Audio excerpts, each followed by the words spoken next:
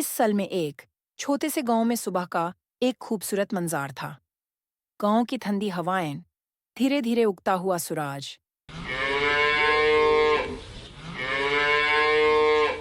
और स्कूल की तरफ जाती नन्ही सी लड़कियां एक अजीब सी मासूमियत से भरी हुई थी। छोटी छोटी 5वीं स्टैंडर्ड की बच्चियां अपनी पढ़ाई का जुनून लिए स्कूल जा रही थी। स्कूल में पढ़ने के साथ साथ वो वहां खेल भी करती थी।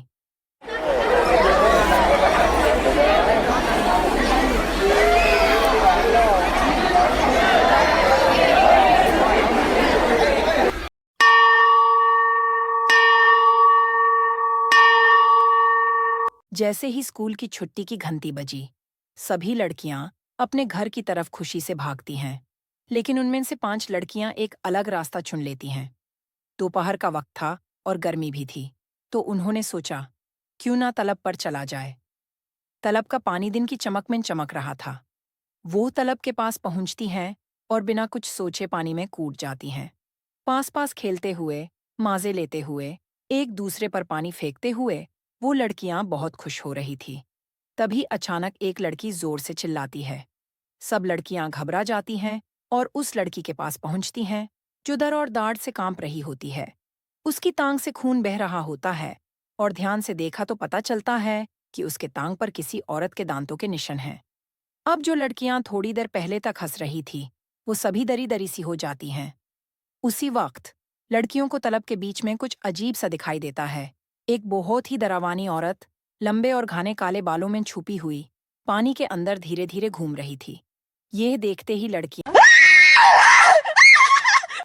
और भी ज्यादा डर जाती हैं और बिना सोचे समझे भाग खड़ी होती हैं। दरी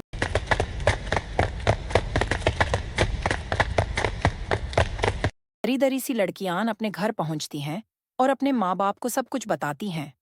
गांव में ये बात आग की तरह फैल जाती है। शाम को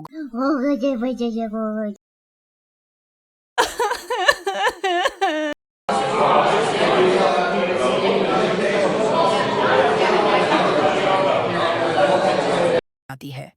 शाम को गांव के लोग, आसपास के लोग और कुछ औरतें भी सब इकट्ठा होकर तालाब पर पहुंचते हैं। उनके हाथों में जाले और लाठियां होती हैं। वो तालाब और लाठियां होती हैं। वो तालाब के पानी को जोर जोर से पिटकर और जाले बिछाकर उस औरत को खोजने लगते हैं। लेकिन पूरे दिन की तलाश के बाद भी उस औरत का कोई निशान नहीं मिलता। गांव में एक अजीब सी बेचैनी और डर का माहौल छा जाता है। उस रात पूर्णिमा का चांद अपने पूरे रूप में चमक रहा होता है। रात के 12 बजे तालाब का पानी एक अजीब सी ठंडक से भर जाता है।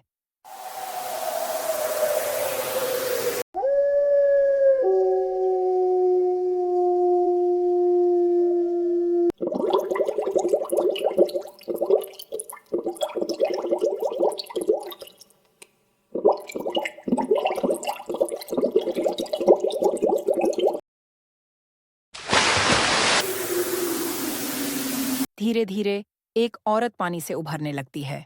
उसके लंबे काले बाल उसके चेहरे को ढाके हुए होते हैं